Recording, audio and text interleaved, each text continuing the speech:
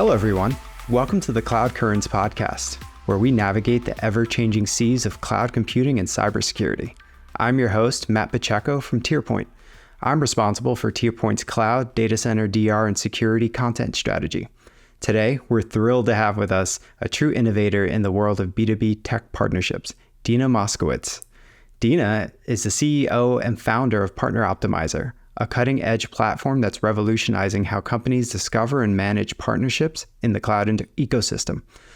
With over 2 decades of experience in tech entrepreneurship, Dina has been recognized as one of the top women in channel, a Cloud Girls trailblazer, and was recently named one of the Women in Cloud's top 100 women B2B tech founders.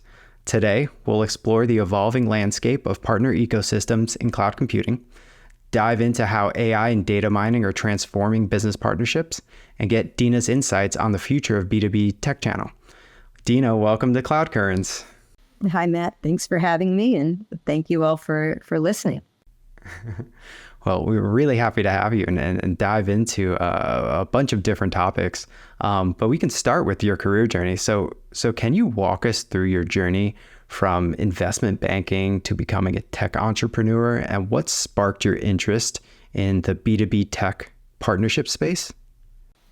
Okay, I'll try. It's everyone who's in the world of channel and partnerships typically started somewhere else and didn't, somehow got here and don't realize how that happened, but yet it's an entire language. It's a whole, just like there's mortgage speak or medical speak, there's channel and partnership speech and speak, and here we are. But I started, like you said, I went to Wharton undergrad, and I was a major in finance and Mandarin Chinese, and somehow ended up in a boutique investment bank in San Diego, California. I grew up in New York, but ended up in San Diego because how could you not, when you have an opportunity to have an investment banking office that overlooks the beautiful La Jolla sunset and landscape there? So I ended up there, and that was really my first foray into technology and consumption of technology, because it was all using Lotus 1-2-3 and Excel and, things back then, but learning how to use and consume spreadsheets and really be analytical using, technology. And from there, so I was in investment banking, and from there I went into medical devices.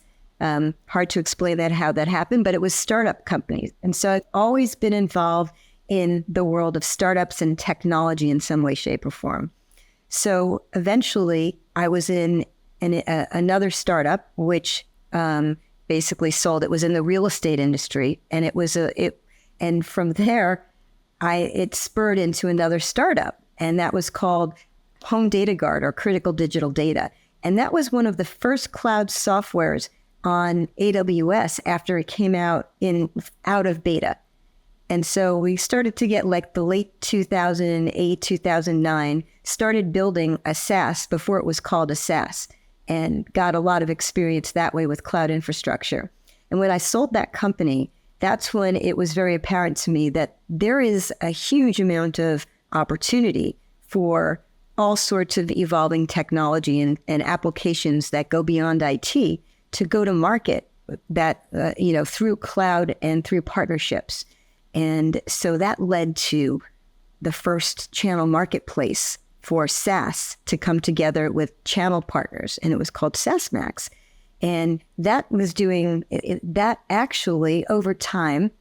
I don't know if this is easy to follow, but what we learned is that in a marketplace online, the solution providers, who are the ones bringing software to and hardware to the end-to-end Main Street customers out there in the world, and they're called channel partners typically, or going to market through the channel, that they are busy servicing their customers, and they're coming to find new solutions, but they're doing it at their own pace. And for them to be able to find the right solutions was not an easy thing. But for the rapid number of software companies that were proliferating and trying to find a way to market, they needed to find these channel partners who are those feet on the street, who can package their solution in with other technology so that you have you're offering a piece of the puzzle. And so SaaS Max Marketplace started to grow. And what we realized And I don't know if this is too long a story or not, but what we realized is that finding the right solution provider for all of these different types of technology companies, SaaS companies, was really hard to do because we were getting people from HR tech and cybersecurity and marketing and sales tech and fintech all looking for partners. And our team was going like, okay, how are we going to find this one a partner? And how are we going to find this one a partner? Because there was no source of truth for who all these partners were in the world. So number one, how are we going to find those partners and match them with the right SaaS companies so that everyone can go to market together and help them? So we ended up innovating for ourselves what is now the evolution of Partner Optimizer. And it's our own proprietary data mining that leverages the web to go find all sorts of partners out there, every type, shape, size, that are B2B technology focused, and profile them so that we can profile their DNA, so to speak, their business attributes, and make them findable and really pinpointed by the different suppliers and vendors who make the technology. And that's how we actually morphed into Partner Optimizer, which is a SaaS platform for partner intelligence and partner discovery and partner research and partner profiling. So let's talk a little bit about Partner Optimizer. You described it as one of the first data-driven partner discovery platforms. Can you explain the concept of partner ecosystems in the context of cloud computing? I will do my best. So, and hopefully this audience will probably understand it more than most. So in the world of B2B technology, about 75% of a typical company's revenues is driven through channel partnerships and 25% direct. And so that's a really important consideration to know as you're building and developing new tools and technology, and especially cloud-based, because even if you're building in the cloud, it's not that you will build it and they will come. You build it and those channel partners need to know about it. They need to consider how to bring it to the end customer in most cases as proof that, so many companies rely on partners for such a big portion of their revenue. Now, what's been happening for years and years is that only 20% of the partners on average that you recruit are actually the ones driving the revenue. They're driving 80% of the revenue, which means that there's been this real inefficiency for the channel partner organizations who have been recruiting partners and doing everything to engage them and activate them and train them and incentivize them and take them to ball games, anything they can do to stand out and differentiate and get these partners to drive sales. But if only 20% of them are doing that, it means you're recruiting a lot of the wrong partners in the first place. And so that is one of the big challenges, is who are the right partners for your solution and how do you find them? So that is what Partner Optimizer's focus has been in terms of our data mining and our partner intelligence, is how do you pinpoint which of the partners are worth investing in? Which of the partners are worth engaging to go to market with? They will influence the decision. They will, service the customer. They will maintain the relationship with the customer and drive revenue. How has the landscape of B2B tech partnerships evolved since you first entered the field? So that's a really cool question, because it used to be that the B2B tech partners were maybe just companies that call themselves value-added resellers. But now it had emerged into managed service provider. Telecom agents are now also technology partners, and sometimes even cloud solution providers. You've got system integrators are now considered part of the partnership world, and SecDevOps and DevOps. So all of these different specializations who can influence or participate in a sale to an end customer or service to an end customer are part of this ecosystem of partnerships. Even MarTech agencies, managed service providers, SEO consulting firms, anyone who influences a decision on your technology can and should be considered part of your partner ecosystem, because they're going to be the ones to provide that influence and validation to an end customer that they can and should select your product, but also consume it optimally and keep on renewing it. So it has evolved substantially, and not only in terms of the types of partners out there, but also in what they actually are bringing to market. So, for example, like I was saying, the MarTech, well, all of these marketing technology platforms now are being consumed by marketing agencies who then sell services and platform subscriptions to end customers. Well, similarly in cybersecurity, there's a whole world of that. So domain specific wise, as well as vertically specific, you can see how that apple is getting sliced and diced in all sorts of ways. In terms of partner intelligence, it is surfacing in our own data mining, because we can see how partners are evolving from, in prior years, not talking about BI and cybersecurity or artificial intelligence and Gen AI. And those things are all starting to surface now too. So by using partner intelligence and data mining, you can also gauge if a partner that you're looking to recruit, are they partner ready? Are they ready for your solution? Are they aligned with the same types of customers as you care to go to market with? And so there's so many insights that you can gain by having this deep dive or a line of sight into who these partners are. That's really interesting, talking about the evolution and getting to the point of AI and data mining. That's what I wanted to ask you about next. You sort of just talked about this, but can you break down exactly how Partner Optimizer uses AI and data mining to match companies with their ideal partners? I can try without giving away our secret sauce, right? But no secrets, no trade secrets. What we really did at the fundamental core is say, what is the DNA of a partner company? Not a person, but what makes a company really, what business attributes do you need to know about a company to make them an important, to figure out if they're aligned with what you want to recruit and what you want to invest in. And typically that can be broken into things like what kind of company or how do they promote themselves? Are they a value-added reseller? Are they a managed service provider? Are they a data analyst? Are they an internet service provider? What are they, and how do they communicate that to the world? And how much are they communicating that to the world? Then we look at what their expertise is and their product types that they've got competencies in.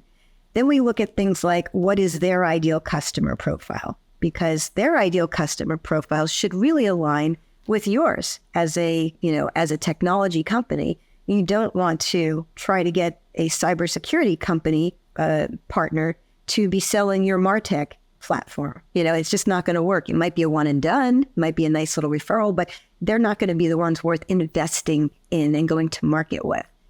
Then there are other insights that we take into account, like what are the products are they already working with? Are they working already with your competition? How aligned are they? Can you steal them away, or can you win them back? Or do you need to stay away from them because it just will be a big time suck? As well as what else are they selling? What else is in their tech stack? And once you have those ideas, it reaffirms that they have the expertise and the partnerships already in place with others that show that they would be able to take your product to market and do, whether it's service, sell, support, implement, any of those things. You can understand where they fit.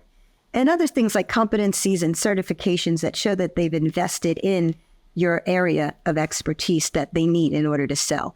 So that's what we really did, is said, what is a genome or the partner DNA that matters when you're doing the data mining and looking for and training your engine to find the partners in a way that matters, that can bring and stack rank the partners in the right order.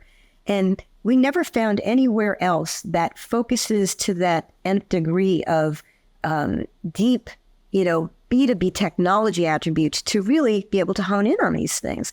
And so we've continued to grow and build ontologies. That means it's a fancy word for a dictionary, that we're always training our engine to then surface those insights.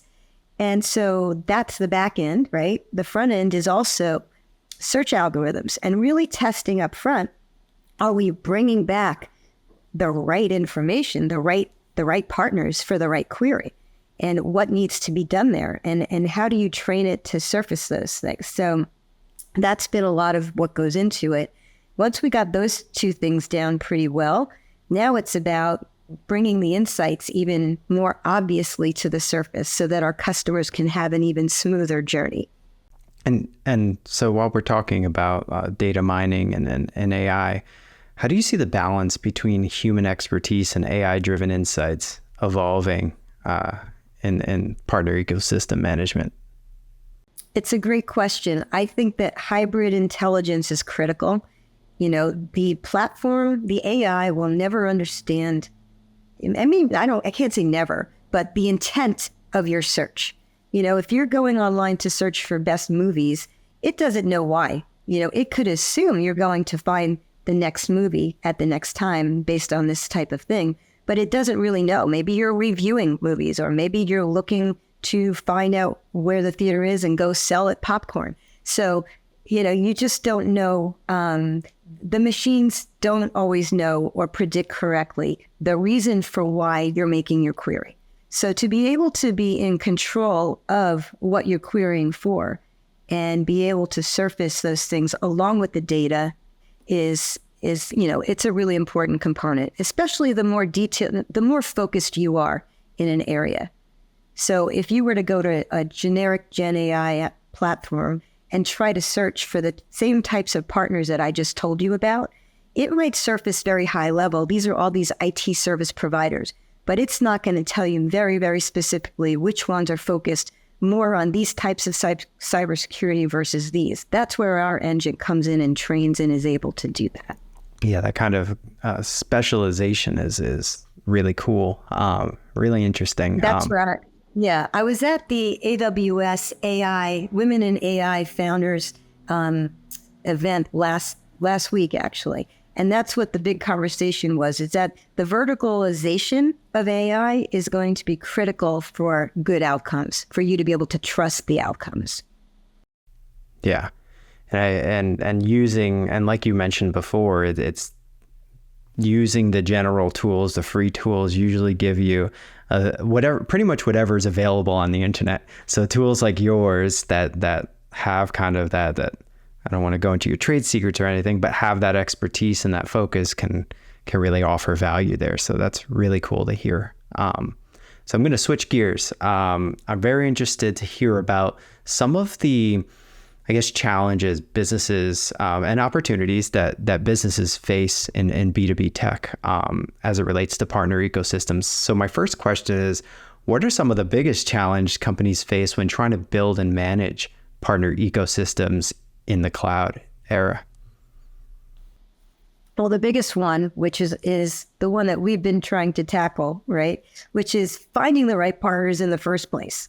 Okay. If you're looking to build a partner program and you don't know where to start, it's a real challenge. And you might go to Google, you might go out to a conference, you might, start going to the industry publications.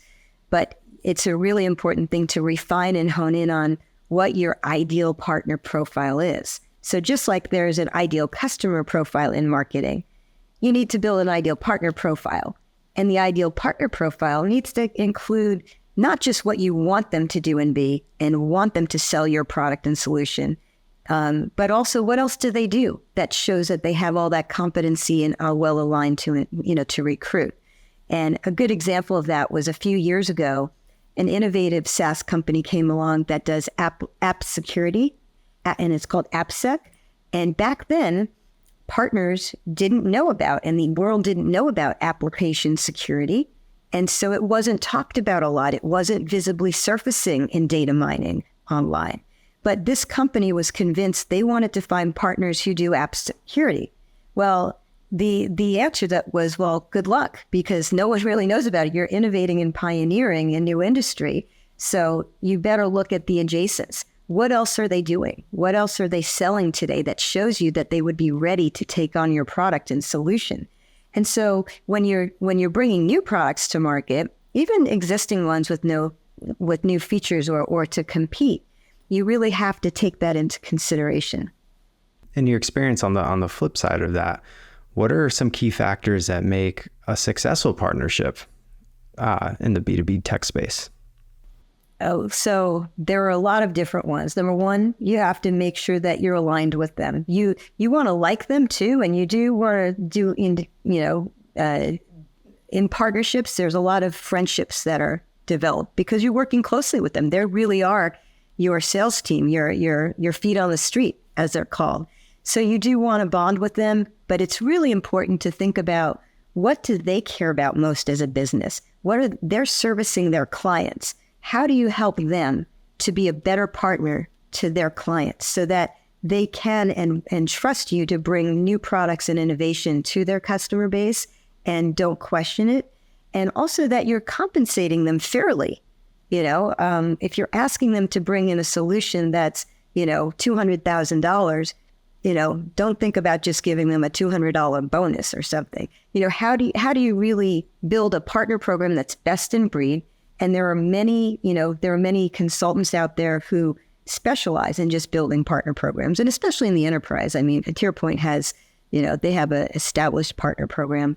And so you have tiers based upon performance. You have active partners. Then you also end up finding out that the inactive ones, you call them a long tail. But many times, partner teams will start to ignore the long tail because they're not transacting. And there's a big opportunity in there. There are lots of, we like to say, diamonds, these companies that are there that could actually be the right partners for you. And if you could only figure out who they are and which ones to invest in, there's opportunity right there. And they could be already working with your competition because maybe they weren't receiving any love from you. So to be able to figure out who you've already recruited that might be sitting around, giving business to other companies is a really important thing, as is figuring out which of the partners you recruited that won't ever be a good partner and to let them go so that you can free up your channel salespeople's time and your account manager's time to work on the ones who really have the potential. Partner Optimizer sounds great, and it sounds like a great platform to help build those partner networks. For smaller companies, like smaller tech companies, looking to leverage platforms like Partner Optimizer, would that help them possibly compete with some of the larger enterprises in building partner networks? Because it feels like the bigger enterprises have kind of a leg up in that. How do smaller tech companies kind of gain that advantage? And that's a really important question as well. And when I first started building this out, the goal was to democratize partner discovery and partner intelligence for those emerging technology companies who want to get to market. And so part of what's cool about the platform is you can also do an analysis of what your total addressable partner landscape is. So you can use it to assess how many partners are out there that you think you'd really want to recruit. You could look at the different types of partners. You can select just a few and then start. But when you look at the value of one partner, what you have to do is a few things. One is, what is your average sale price? And for a partner, if they were to sell it, is it $500 a year per customer, which really wouldn't be that interesting for a partner. But if it's $5,000 a year per customer or $50,000 a year per customer, then that partner has a business opportunity to make some good money with you. And so let's say that one partner can sell, a $25,000 transaction to 4 customers a year and do that year after year. Well, that one partner can drive $600,000 worth of revenue over 3 years, which is a substantial amount of revenue. And so what is the value of a partner to you, right? When you look at it that way, if you're starting out and you realize that 75% of tech is sold through partners, and that if you spend the time up front understanding how to work with and find those right partners, that you're going to accelerate your growth trajectory. Even Partner Optimizer as a company has many of our own partners who are referring us their clients. Very interesting. And next, I want to ask you a little bit about the industry as a whole. We've seen some shifts in this industry specifically, such as Broadcom and VMware's change in their partner program. How do these changes impact the channel ecosystem? They create some insecurity and they shuffle things up, but they create market opportunities for the competitors who can say, well, if those partners are feeling insecure and they need to find a new home for their clients to have the right technology infrastructure, then you can use a tool just like Partner Optimizer to figure out in real time who are those partners that might be feeling insecure, that are already partners to Broadcom or VMware, and figure out what they, which ones really match your own ideal partner profile, and start to hit them up at a point where they feel vulnerable because you can offer them a home. So there are lots of opportunities like that constantly. And when you have visibility, you can be much more curious and much more responsive and reactive to market conditions.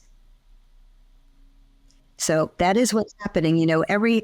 Right now, like there's so many changes in technology, from partner programs dissolving or getting rebuilt, to big companies shifting their business models, which impacts the pricing structure of products and solutions, or how you can buy. And in that world, like cloud infrastructure, like the hyperscalers of AWS or Azure or Google have a different way of transacting that is forcing partners to adopt new business models. So there's a constant shuffling, and I don't think it'll ever just be static. So it's about keeping up with the times and paying attention and not falling behind the curve. Yeah, that's great. Great advice. That was going to be my next question. How do you navigate these disruptions? And I think you answered that really well. Another major disruptor is AI. So we talked a little bit earlier about how to leverage AI in the Partner Optimizer product, but I'd like to switch it from the business perspective. So how do you see the role of AI evolving in business decision making, especially as it relates to the cloud?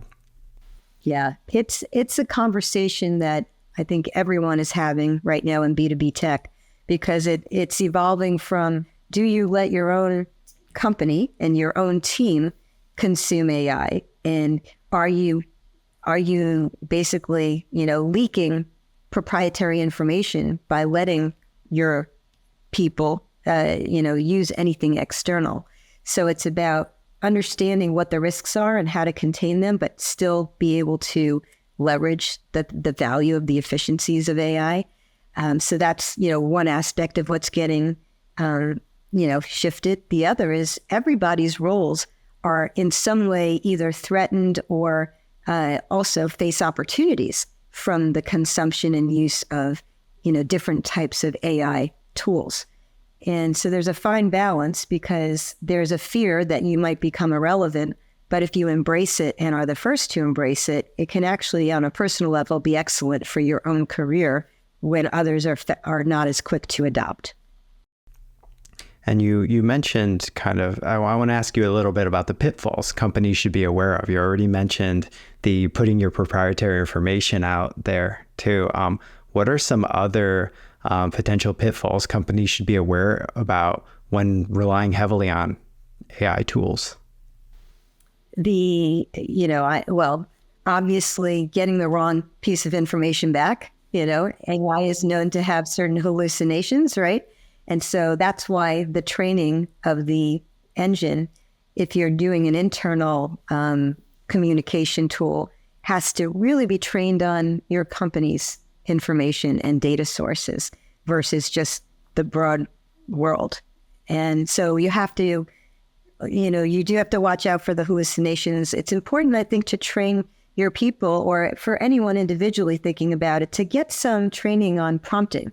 Prompting is how you enter in data in order to get back the best optimal responses, but also how to continue to prompt until you get an answer that you feel that is comfortable.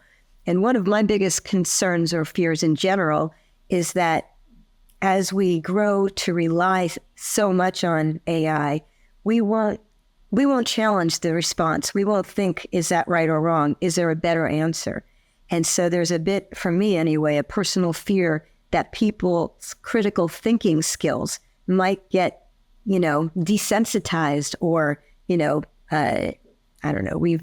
reduced or whatever that right word is, because they can just so quickly get an answer and be satisfied with the answer versus thinking beyond and looking for the best possible response. That's kind of like when Google kind of became the so easy to access. Everyone said something similar about Google. Now you don't have to memorize anything or remember anything, because you could just go and Google it. So it's interesting how the AI piece and on the prompting, that's an interesting one. As the advice I typically give to other marketers, whether on my team or I'm sharing on LinkedIn, is prompting at least 3 to 5 times. Like, you don't want the first thing AI gives to you. You want to make sure you can formulate and never use exactly what it gives you. Like, yeah. Try to use it as a jumping off point. So absolutely. I mean, especially in the content generating area, if you just accept it, then everything you write is going to be game changing, right? Because that word game changing shows up all the time. Or revolutionary. Or delve. There's certain keywords that are big tells, and I see it on LinkedIn a lot. That actually brings up a really interesting point. So the use of it, I'm already seeing people rely on it. Like, someone wrote me a few days ago that they want to join our team and become one of our business development reps. And the pitch to me was obviously written by, ChatGPT or one of the others, because nothing about it was anything unique or anything that showed me that person really wanted to work for us and why they were uniquely qualified, but it was very complimentary of our company. So it was obvious that he was assuming that this was a really well-written outreach and that I would be impressed. But I saw this and it was just, I was like, I would never want this letter to go out to a prospective customer of ours. I've gotten those emails from BDRs in the past in my inbox that are like, oh wow, those even down to the rocket ships. That's ChatGPT copy. So I completely understand. And then you get into the area of after a while, the AI who scours the internet eventually comes across AI generated content and creates a loop of answers. I always think that's interesting. So we talked about changes in the industry and all these things going on in the world. As someone deeply involved in the partner ecosystem, how do you stay informed on industry trends and changes? So I belong to several different associations. One of them is Partnership Leaders, which is a growing organization of all sorts of people in partnerships and channel and tech alliances. And there's a great, very active Slack channel community, as well as a big annual conference, and really approachable people always having interesting dialogues. There's also quite a few other industry organizations around channel specifically, and they're called Channel Futures and Channel Partners Conference and Channel Pro, and lots of things with the word channel in them. I'd be happy to share and provide a list of those if anyone is interested.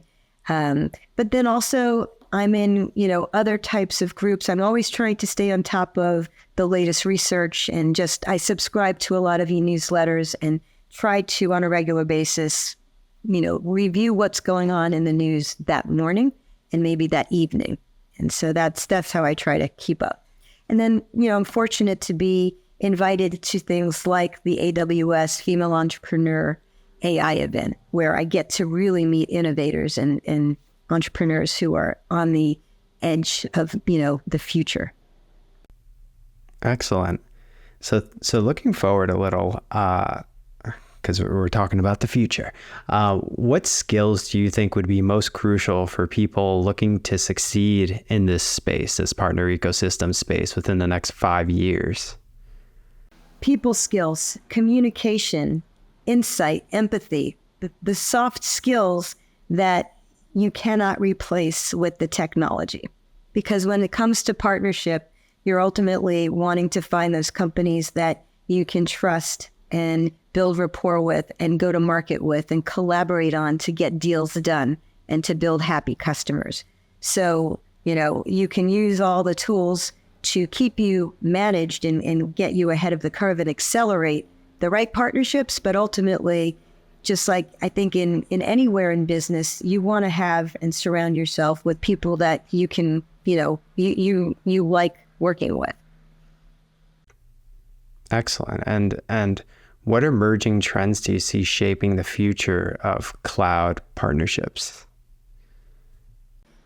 So AI, obviously, how can you, it's everywhere. So that's one of the big things. Are you AI ready? Are you partner ready to be able to incorporate AI into your motions with your clients and stay ahead of your clients when they come to you and say, how are we incorporating AI into our businesses? So for partnerships, it's critical. And even for the cloud companies and any cloud software applications, I think it's something like over 70% of software applications today are building AI into their platforms. And if not, they'll be irrelevant soon. So there's a huge initiative going on right now. And if you're not already, don't be afraid of it. Embrace it. There are some simple ways to get started. Simple ways like getting a chatbot on your website, or a chatbot to do customer support within your platform. This allows you to sort of, crawl, walk, run.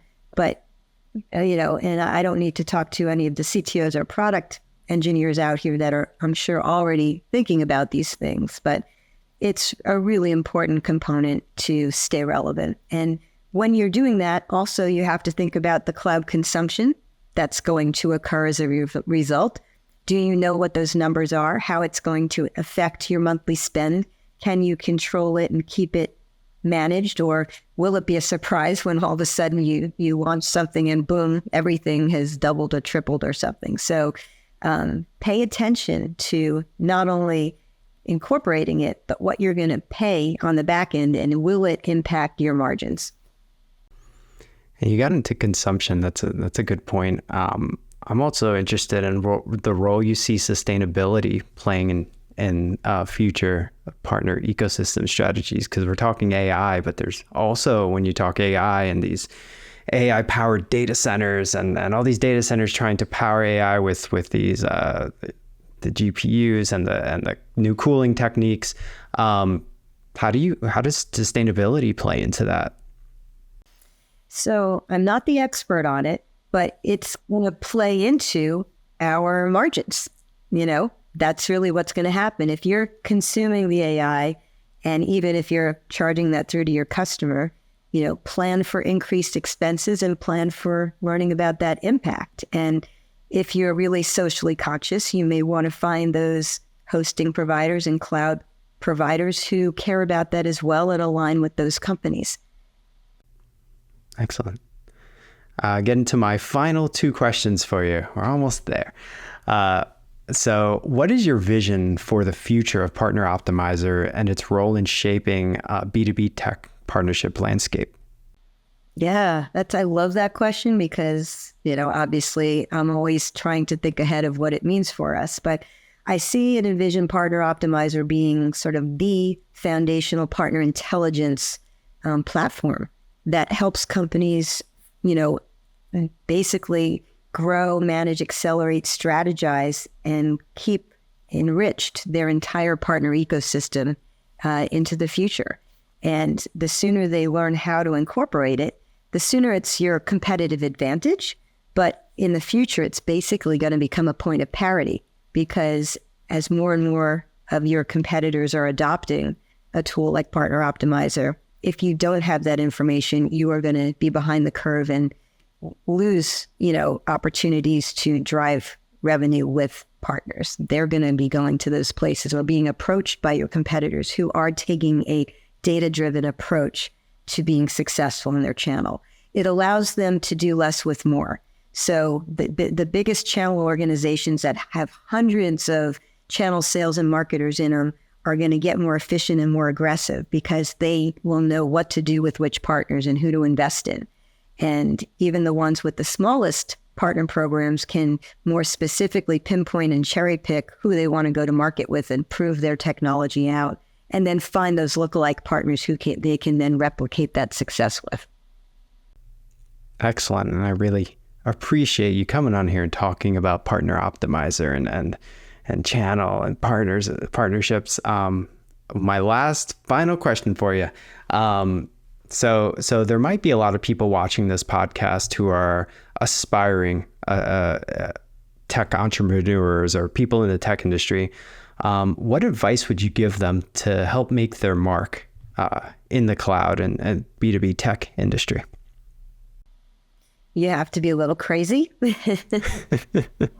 You do. I mean, you have to have that focus and determination but also with an understanding of what is possible and what might be the roadblocks. And so it's having grit, it's having patience, it's having the determination and resourcefulness to build your first minimum viable product, even if it's not everything you expect it to be, but figure out what are those bells and whistles that will best communicate its value to your customer base, your prospective customer base, so that you can start somewhere and go from there.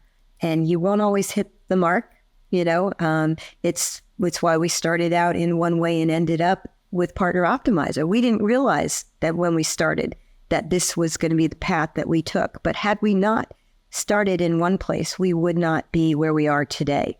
And so, you also have to be paying attention to what your prospective customers and the industry and the needs are, rather than just being stubborn. You have to be flexible to do those pivots that will sort of take you, in the direction. Ultimately, it's a fairly straight direction, but you're kind of going, like this to get there. Excellent advice. We really appreciate you coming on and talking with us today. I learned a lot, and I'm sure our audience learned a lot too. Thank you so much. I hope so. I really appreciate you having me and hearing what I've got to say. And, if your audience has any questions or would like to reach out to me directly, you can find me on LinkedIn, or, happy to, through you, reach out or give my email address out to those who have questions. Will do. We'll make sure that your LinkedIn is tagged in our promotions of this episode, and we really appreciate it.